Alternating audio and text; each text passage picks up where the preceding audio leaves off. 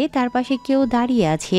চোখ খুলতেই দেখে ফালাক তার পাশে। ফালাক এলোমেলো চুলে হামি তুলে তাকালো, প্রশ্ন করে, আপনি এখানে কি করছেন? দাঁড়িয়ে আছি। ফালাক মুখ ভেঙচি দিয়ে বলে, দাঁড়িয়ে আছেন তো দেখতেই পাচ্ছি। দেখতে যখন পাচ্ছিস তাহলে জিজ্ঞাসা কেন করছিস? আপনি এত ঘাড় তারা উত্তর দেন কেন? আমার ঘাট তো সোজা। ঘাড় আপনার সোজা হলেও উত্তর তারা বেঁকা। জুলফিকার মৃদু হাসল, এগিয়ে আসতে নেয় ফালাকের দিকে। ফালাক এটা দেখে একটু পিছিয়ে যেতে নেয়।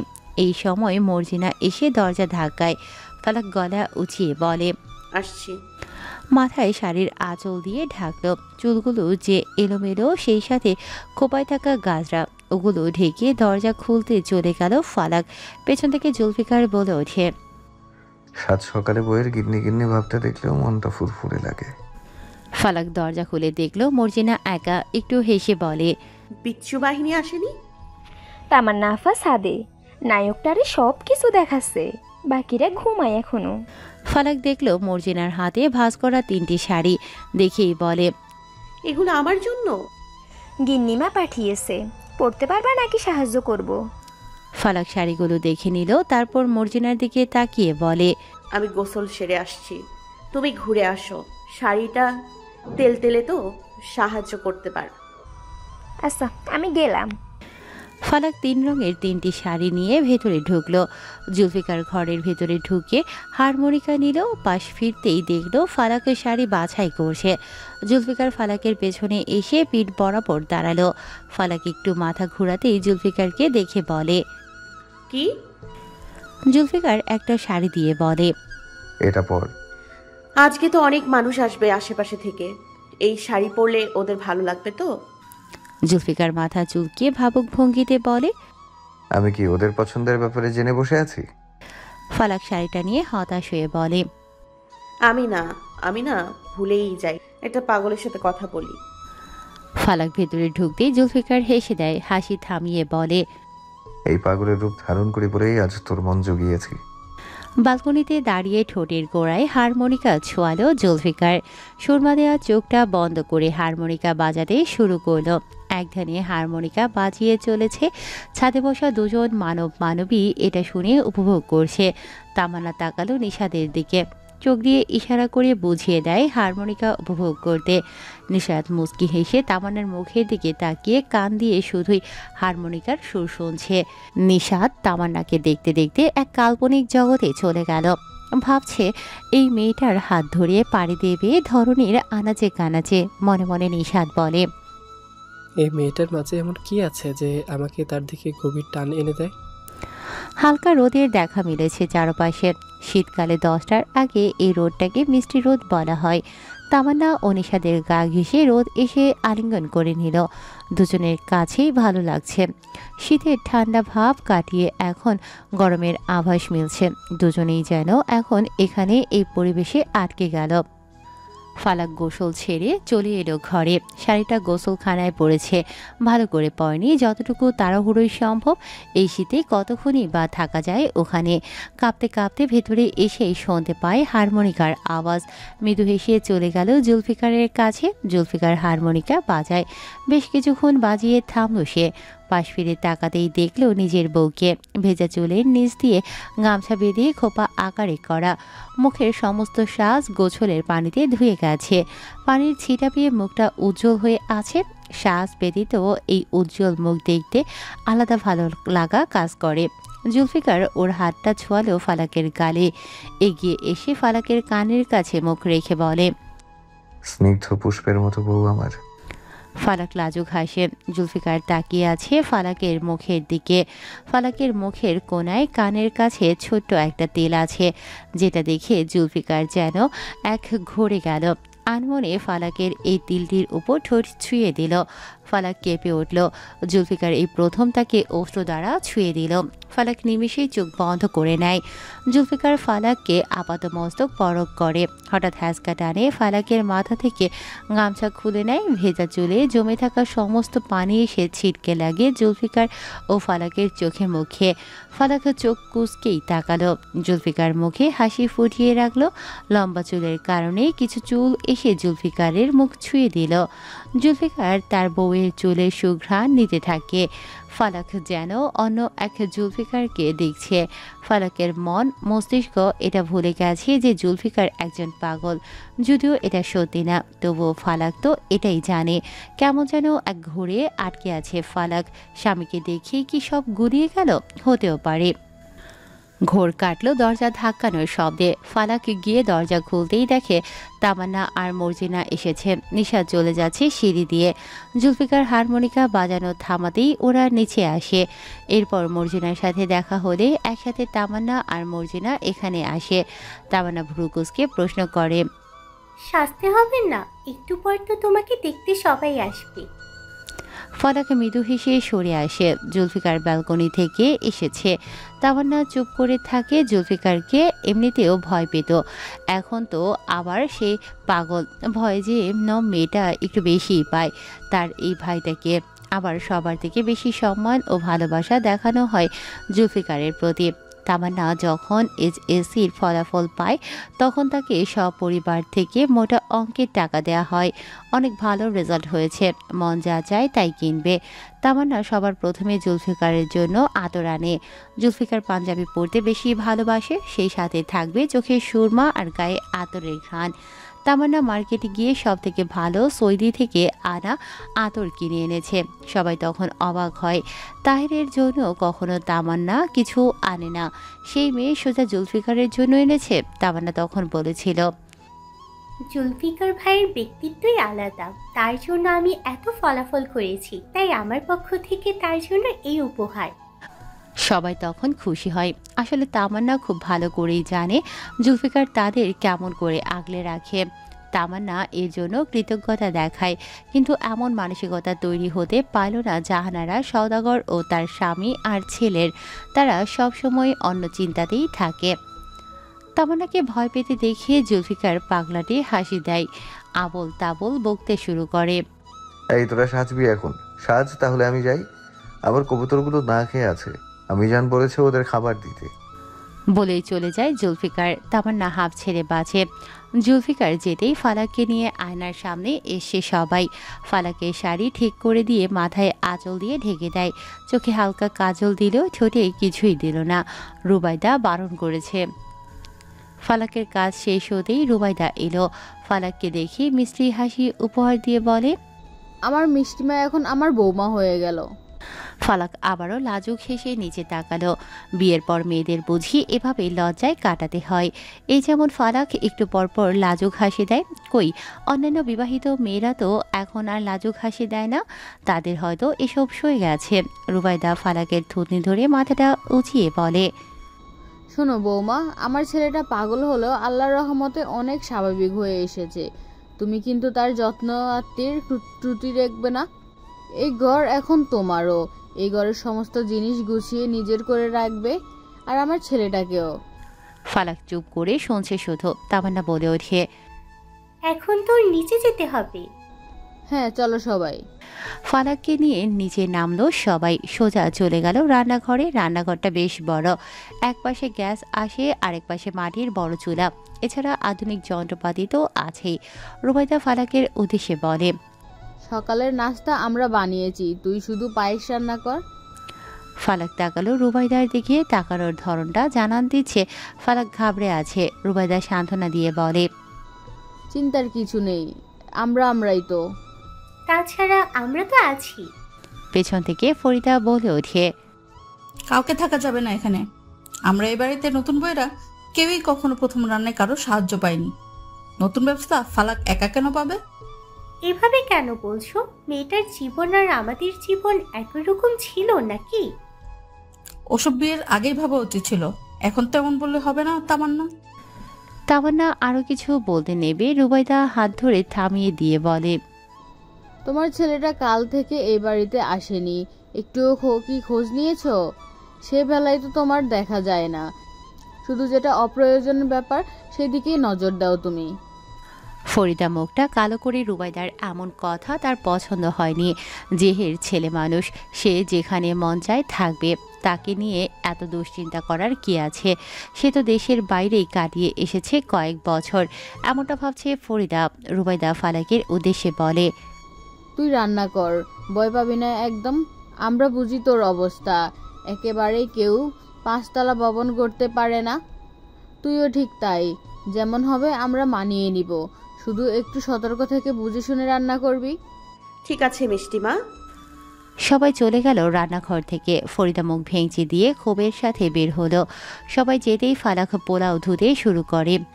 মানুষ গুণেই হিসাব করে পোলাও নেয়। এক হাঁড়িতে দুধ জাল দিচ্ছে, আরেক হাঁড়িতে পোলাও সিদ্ধ করে নিচ্ছে। দুধের বলক উঠলেই তাতে এলাচ, দারুচিনি ও চিনি দিয়ে নাড়ছে। দুধ উঠলে উঠবে সেই ভয়তে সে হাতের ওড়ন ডাল দিয়ে যে চামচ আমরা ডাবর বা ওড়ন বলি দিয়ে নাড়ছে আর ফু দিচ্ছে। মনের মধ্যে সংকোচ কাজ করছে, পারবে তো সে? এমনভাবে করার মাঝেই জুলফিকার আসলো রান্না করে। এসেই বলে, কি রান্না করছিস? ফালাক একটু কেঁপে ওঠে। বিশেষ করে দুধ উতলানোর সময়টাতে যেন কোনো দিকে নজর দেওয়া কঠিন। ভয়তে পাশ ফিরে আবারও কাজে মনোযোগ দেয়। জুলফিকার ভ্রু কুচকে টাকায় ফালাককে এবার গ্যাসের পাওয়ার কমিয়ে তাতে চিনি দিয়ে কিছুক্ষণ নাড়ল। এখন সব স্বাভাবিক, তাই এবার সে জুলফিকারের দিকে ফিরে বলে, পায়েস রান্না করছি, খাবেন তো? আমি তো পায়েস খেতে ভালোবাসি। ফালাক মিষ্টি হাসি দিয়ে পোলার চাল দিল দুধের মধ্যে। এর মাঝেই ফালাক একটু ঘেমে উঠল। শীতকালে এই ঘামটা ঠিক কেন আসে এটা বুঝে নেয় জুলফিকার। এতগুলো লোকের জন্য রান্না, ভয় তো লাগবেই। ফালাক ভাবছে গুরুজনদের ভালো লাগবে তো। এর মাঝে জুলফিকার ফালাকের শাড়ির আঁচল ধরে, যেটা মাথা থেকে অনেক আগেই সরে গেছে। আঁচলটা নিয়ে ফালাকের কপালের বিন্দু বিন্দু ঘাম মুছে দেয়। ঠোঁটে বোকা বোকা হাসি ঝুলিয়ে বলে, তুই এত ঘামছিস কেন বউ? আপনি কি বুঝবেন নাকি? বল। চিন্তা হচ্ছে খুব, কেউ যদি না খায় তাই। জুলফিকার কোনো উত্তর দিল না। ফালাক হাত নাড়াচ্ছে হাঁড়িতে, আর জুলফিকার দেখছে ফালাককে মুগ্ধ নয়নে। স্বামী তার বউয়ের রান্না দেখছে। রান্না শেষ করে ফালাক গ্যাস বন্ধ করে তাকালো জুলফিকারের দিকে। জুলফিকার ফালাকের আঁচলটা টেনে ফালাকের মাথায় টেনে দিল। ফালাক মৃদু হাসল। এতক্ষণ মনে চেপে থাকা ভয় যেন স্বামীর থেকে নীরব ভরসা পেয়ে উবে গেল। ফালাক ও জুলফিকার একত্রে ডাইনিং টেবিলের কাছে এলো। দুজনের হাতেই খাবার। জুলফিকারের হাতে পায়েসের জন্য আনা বাটি দেখে ফরিদা ফিক করে হেসে বলে, পাগল পেয়ে বরকে দিয়ে কাজ করিয়ে নিচ্ছ বুঝি? এর জন্যই আমার ছেলের মতো সুস্থ ছেলেকে বিয়ে না করে এই পাগলকে বিয়ে করেছো? ফরিদার দিকে বিরক্ত দৃষ্টি দিল সকলে। রুবাইদা নিজের ছেলেকে পাগল বলাতে বেশ চটে গেল। মায়ের মন এটা মানতে নারাজ। জুলফিকার তো কারো পাকাধারে মই দেয়নি, কেন এভাবে বলবে সবাই? রাগ নিবারণ করতে আজ ব্যর্থ রুবাইদা নিজেকে কাঠিন্য করেই বলে, আমার ছেলেকে নিয়ে বলার আগে তোমার ছেলের দিকটাও তাকাবে ফরিদা। ভালোবেসে তোমাকে ছোট বলে ডাকতাম, এখন ওটা বলতো আমার লজ্জা লাগে। বাকি যেটুকু ধৈর্য শক্তি আছে ওটাও কমিয়ে আমাদের সম্পর্ক নষ্ট করে দিও না। ফরিদা নিজেও রাগ মিশ্রিত কণ্ঠে বলে, তুমি শুধু জুলফিকারের ব্যাপারটা দেখলে? আমি তো জুলফিকারের হয়ে কথা বলছি। ফালাক মেয়েটা খুবই চালাক। ও তো জুলফিকারকে এই অবস্থা পেয়ে সুযোগ নিচ্ছে। তোমরা কি চোখে পর্দা দিয়ে রেখেছো যে কিছুই দেখতে পাও না? দেখতে আমরা অনেক কিছুই পাই। এই যেমন তোমার মাঝে আমাকে নিয়ে, আমার ছেলের আভিজাত্য নিয়ে সমস্যাগুলো খুব ভালোভাবে দেখতে পাই। কখনো সেটা মুখ ফুটে প্রকাশ করি না, কিন্তু দিনকে দিন তুমি নিজের সীমা লঙ্ঘন করে যাচ্ছ। আমি আমার ছেলেকে যে নজরে দেখি, তোমার 2 হীরের টুকরোকেও সেই নজরেই দেখি। তুমি কি করো? আমার ছেলেকে নিয়ে প্রতি পদে পদে তোমার আপত্তি দেখাও। তোমার বৌমা তোমার ছেলেকে ঘর কোনো বানাচ্ছে। স্বামীরা যদি স্ত্রীর ঘরের কাজ করে দেয়, তাকে ছোট নজরে কেন দেখো তোমরা? আমার তো ভালোই লাগছে। প্রথমত আমার ছেলেটাকে ধীরে ধীরে সুস্থ দেখতে পাচ্ছি, দ্বিতীয়ত আমি আমার বৌমাকে সুখে দেখতে পাচ্ছি। আজকাল স্বামীরা বউদের টুকটাক কাজ করে দেয়, এটা আহামরি কোনো ব্যাপার না। এবার মুখ খুলতে নেয় জুবাইর সওদাগর। মুখ ফুটে যেই বলতে নেয় আর বলতে পারল না। জুনায়েদ সওদাগরের রক্তিম দৃষ্টি দিলেন জুবাইর সওদাগরের দিকে। বড় ভাইয়ের এই দৃষ্টি দেখে মুখটা আপনামনি বন্ধ হয়ে গেল জুবাইর সওদাগরের। এটা নজর এড়ায়নি কারো। রুবাইদা মৃদু হেসে ফরিদার দিকে চোখ রাখল, বুঝিয়ে দিল তাদের ক্ষমতা কতটুকু। কখনো মুখ ফুটে কাউকে অবজ্ঞা করেনি এই ক্ষমতা নিয়ে। মনকে কুলুষিত রাখতে পারেনি রুবাইদা। আজ প্রতিবাদ করেই দিল। বিয়ের দিন ফরিদা পরিবারের সদস্য হয়েও সে পরিবারের নামে কলঙ্ক রটাতে প্রস্তুত ছিল। এটা করে সে রুবাইদার মন থেকে উবে গেছে। রুবাইদাও মানুষ, তার শরীরে রক্ত বইছে, মন তো তারও আছে। ছেলের অসুস্থতা নিয়ে সকলের আগে তারই চিন্তা বেশি। প্রতিনিয়ত সে রোহিণীকে নিয়ে কাউন্সেলিং করে। জুলফিকারের মাঝে এখন যে পরিবর্তন দেখা দিচ্ছে, এতে রুবাইদার মাঝে আশার আলো দেখিয়ে দিচ্ছে। একবার জুলফিকার সুস্থ স্বাভাবিক জীবন পাক, অতীতকে কবর দিয়ে নতুনভাবে জীবন চালাতে হুকুম দেবে রুবাইদার নিজে। এবার জুলফিকারকে কড়া শাসন করবে।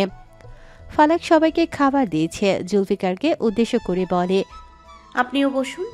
জুলফিকার দুদিকে মাথা ঘুরিয়ে বলে, একসাথে খাবো। কেন? একসাথে খেলে ভালোবাসা বাড়বে। কে বলেছে শুনি? জুলফিকার উপরে আঙ্গুল তাক করে, চিত্রা নামছে সেখান থেকে। ফালাক চোখ ঘুরিয়ে অন্যদের দেখে বলে, ভালোবাসা বাড়াতে হবে না, আপনি খেয়ে নিন।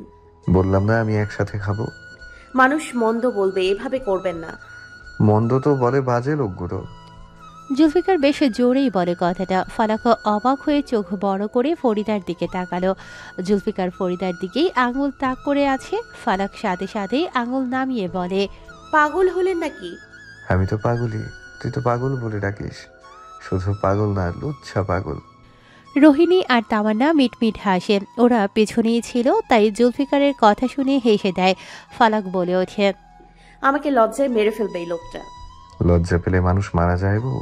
চুপ, আমি সবাইকে খাবার দিতে থাকি। জুলফিকার উপরে যেতে যেতে বলে, আমার আর তোর খাবার নিয়ে আসবি বউ। ফালাক লজ্জায় আর চোখে সবার দিকে তাকায়। জুনায়েদ সওদাগর একবার খাবার খাওয়া থামিয়ে ছেলের দিকে তাকালেন। ছেলে তার আপন মনে কথাগুলো বলে চলে যাচ্ছে। জুলফিকারের আর কি, সে তো সকলের কাছে পাগল। তাকে যে যা বলে সে তাই বলে বেড়াবে। তা না হলে কি আর পাগলের পরিচয় দেয়া হয়? লিমন ওর ইউনিফর্ম পরে পকেটে পিস্তল ঢুকিয়ে নিচে নামলো। নেমেই চেয়ার টেনে বসে চৈতালির উদ্দেশ্যে বলেই খাবারে মনোযোগী হয় লিমন। নিশাত খান ও তার বাবা মা এসেছে। এলিনা ও তার লোকেরা আজকেই চলে গেছে। এলিনা যাওয়ার সময় এদিক ওদিক তাকিয়েছিল, খুঁজেছিল সে জহিরকে।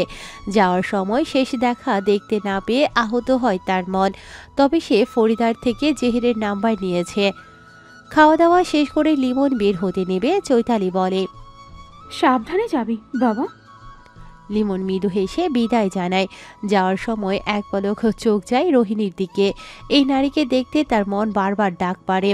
এই কয়েকদিনে লিমন রোহিণীর জন্য আলাদা কিছু উপলব্ধি করে। রোহিণী খাবার মুখে দিয়ে সামনে তাকাতেই লিমনের দিকে চোখ রাখে। লিমনের চাহনি দেখে সহানুভূতির হাসি দিয়ে বলে, সাবধানে যাবেন। লিমন যেন এতটুকু কথাতেই খুশি হলো। যদিও এই জানে রোহিণী শুধু সহানুভূতি দেখিয়ে বলেছে, তাও তার কাছে ভালো লাগলো। সবাইকে বিদায় জানিয়ে চলে গেল লিমন। লিমন যেতেই জুনায়েদ সওদাগর এবার লিটন সওদাগরের দিকে ফিরে বলেন, তোমার ছেলেটা তো ডিসেন্ট পুলিশ অফিসার, যেটুকু করে সততা দিয়েই করে। আমাদের এখানে এক হাবিলদারের বাবা আমার আড়তে আসে, এসেই লিমনের প্রশংসা করতে থাকে, শুনতেও ভালো লাগে। ছেলের এমন প্রশংসা পেয়ে খুশিতে মন উজাড় হলো লিটন সওদাগরের। ছেলের জন্য বাবার মুখটাও উজ্জ্বল হলো। এটা তো এক বাবার জন্য গর্বের কথা। অনেস্ট পুলিশ অফিসার হয়ে পরিচয় পেয়েছেন লিমন। এটাই চেয়েছে লিটন সওদাগর। কখনো সওদাগর বংশের তেজ দেখাতে চাননি তিনি। তার এই চাওয়াকে সফল করেছে তার ছেলে। মুস্কি হাসির সাথে পাশ ফিরতেই দেখলেন তার প্রিয় বিবি চৈতালি তার মুখের দিকে তাকিয়ে আছে। এই হাসির মূল্য যে চৈতালির কাছে অনেক। পৃথিবীর সব সুখ চৈতালি এনে দিলেও নিজ পরিবার থেকে পাওয়ার সুখ তো এনে দিতে পারেনি। এখন সেটা ছেলের হাত ধরে পেল। রুবাইদা আর চৈতালির মাঝেও একটা বন্ধুসুলভ আচরণ গড়ে উঠেছে। এদিকে জুনায়েদ সওদাগর আর লিটন সওদাগর যেন আপন ভাই বোন। এটা বিষের মতো লাগছে ফরিদা ও জুবাইর সওদাগরের কাছে। ফরিদা ওদের প্রত্যেকের দিকে তাকিয়ে বিড়বিড় করে বলে, এই সুখ বেশি দিন টিকবে না। নিশাত এসে বসে তামান্নার পাশে। তামান্না ভ্রুকুটি করে ফিসফিসিয়ে বলে, বসার আর জায়গা পেলেন না, আমার পাশে কেন? কেন, আপনার পাশে বসা কি নিষেধ মিস রক্তটা? তামান্না চোখ ছোট ছোট করে রাগী দৃষ্টি দেখিয়ে দেয়। নিশাত তামান্নার দিকে একটু এগিয়ে এসে বলে, এই নামটা আপনার সাথে একদম মিলে যায়। তামান্না খাবারে নজর দিল। এই লোকটার ফ্লাইটিং আজকেই শেষ, যত পারুক বলিনি, কাল থেকে তো আর পারবে না। নিশাতের সাথে তামান্নাকে কথা বলতে দেখে জাহানারা নিশাতের ব্যাপারে যথেষ্ট ধারণা আছে জাহানারার। জুনায়েদ সওদাগরের সাথে থাকায় অনেক গল্পই শুনেছে সে। নিশাতকে মেয়ের জন্য জাহানারা মনে ধরেছে। এমন বড়লোক সুদর্শন যুবক কি আর হাতছাড়া করা যায়? নিশাতের ব্যবহার সুন্দর, তার থেকেও সুন্দর তার মুখশ্রী, চলাফেরা বেশ ভালোই পরিপাটি। নায়ক বলে কথা, শুধু কি নায়ক, নিশাত তো নিজের বাবার ব্যবসা দেখে। মনে মনে জাহানারা ভেবে নেয়, নিশাত খানের সাথে আমার মেয়েটার বিয়ে দিলে মেয়ের চিন্তা মাথা থেকে ঝেড়ে ফেলতে পারবো। আমার মেয়েটা ভালো কোনো পজিশন পাবে। তৌহিদ খাবার চিবোতে চিবোতে জাহানারার দিকে তাকিয়ে বলে,